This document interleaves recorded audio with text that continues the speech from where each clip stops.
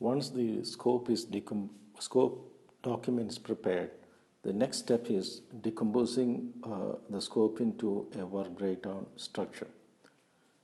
The scope document gets decomposed into more manageable, smaller chunks of work, and we decompose the scope into a work breakdown structure. The inputs for WBS are the requirements documentation, which is done so far, and the project scope statement also comes in as an input. The scope management plan is also an input. An enterprise environmental factor and organizational process assets are also an input. Tools and techniques, the first is decomposition. When we say decomposition, we decompose the scope into smaller, more manageable chunks of work so that it is delegatable to somebody. So we talk about decomposing the upper levels of WBS into lower levels of WBS. Initially, we start with the topmost one single box, which gets decomposed into smaller smaller work packages, which may get further decomposed into a level below that. By the time we reach around 3 or 4 levels, we start getting into that 880 rule, which is very valuable. When we say 880 rule, the PMI has given us a kind of a thumb rule or a heuristic saying that work packages should be between 8 hours and 80 hours of chunks of work. Work packages can be between 8 and 80 hours of chunks of work.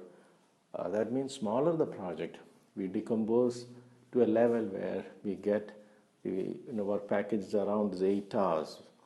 Whereas for large projects, the work packages can be towards that 80 hours. That means for a small project, work packages should get over in 1 day's time, which is approximately equal to 8 hours. And for large projects, work packages should get over maybe in 10 days' time, that is 80 hours, or it could be anything in between. We are generally talking about the affinity of the work packages.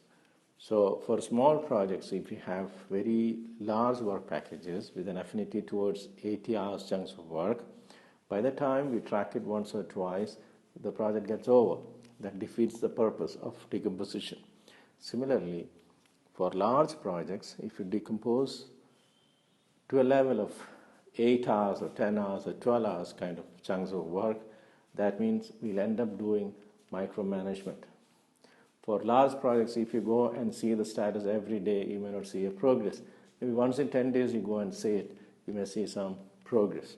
So this work package sizing is one of the most valuable things PMI has given in the developed work breakdown structure.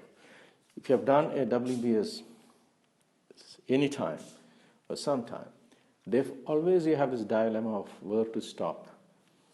If you decompose it too much, you end up with activities. If you don't decompose it, then it becomes too big. So once it fails, it is very difficult to recover because you will not get recovery time. So that way, this is very, very important, this 880 rule, from a practitioner's perspective as well as from the exam perspective. And the deliverables and other related work products are identified.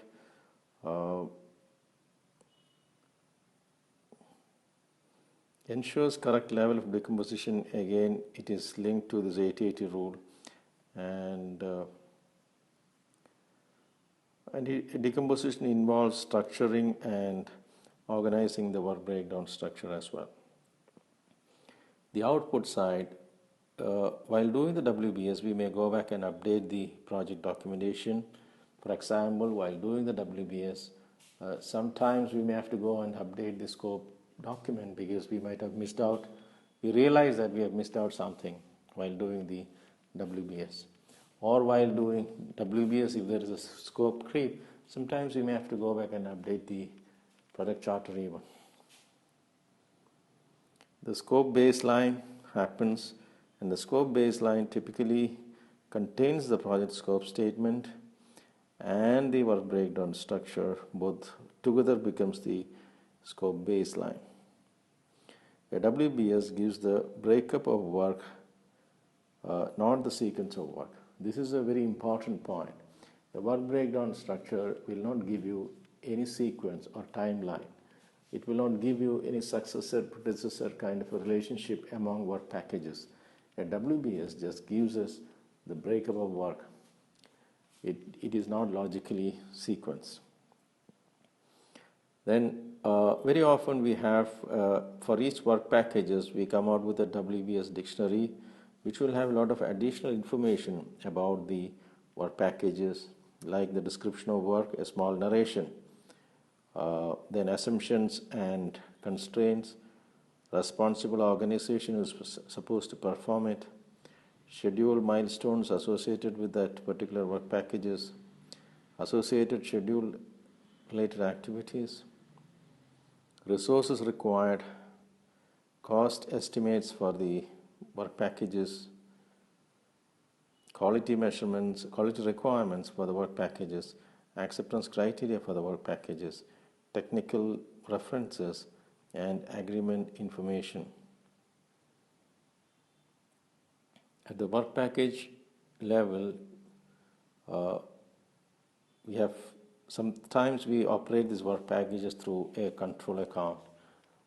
That means when we do the WBS and when we try to estimate, there can be some work packages where we don't have complete information to estimate. So we have to make some assumptions and proceed. So these type of work packages are operated through a control account or a provisional account. So any work package that is operated through a control account or a provisional account falls into the category of known unknown. I know that, or we know that, we don't know about that particular work packages. So we are operating through a provisional account or a control account. And 880 rule we already discussed. Work packages can be between 8 hours and 80 hours of chunks of work. Then code of accounts identifier. So each work package may have, let's say, 1.0, 1.1, 1.2, then 1.1.1, a kind of numbering scheme. That means by looking at a work package, I know to which branch it belongs to. We call it as a code of accounts identifier. And the work involved within a work package, we call it as a planning component. Or every work package will have a budget approved, and sometimes, as we discussed, some of the work packages we may be operating through a control account, or it may be a work package, a complete work package, or it may be a portion of a work package. That means we have clarity on most of the things, but maybe part of the work package we don't have clarity, so we operate it through a control account. Sometimes it could be a cluster of work packages where we have lack of information, so we operate them through a control account. So the piece of work which is operated through a control account, that part we call it as a planning package or a planning component. To summarize, work break, after defining the scope, the next step is decomposing the scope into a work breakdown structure. And for developing the work breakdown structure, we have the inputs like the requirements, documentation, project scope statement, scope management plan, enterprise environmental factors, and organizational process assets.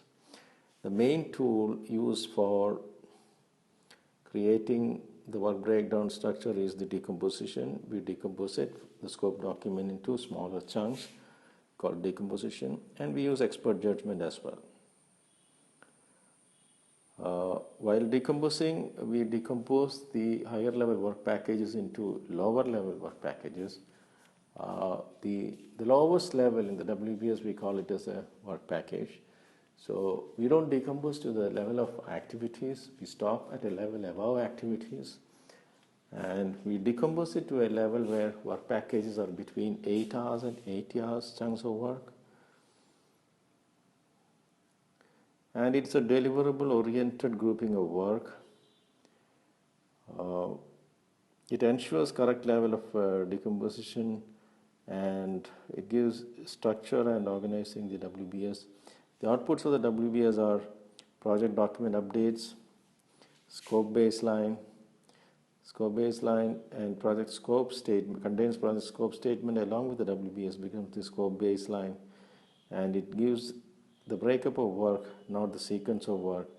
And WBS dictionary contains a lot of additional information about the work packages, which will help the person who really is going to estimate or execute the work packages. Then we discussed about control account, code of account identifier, and planning component as well.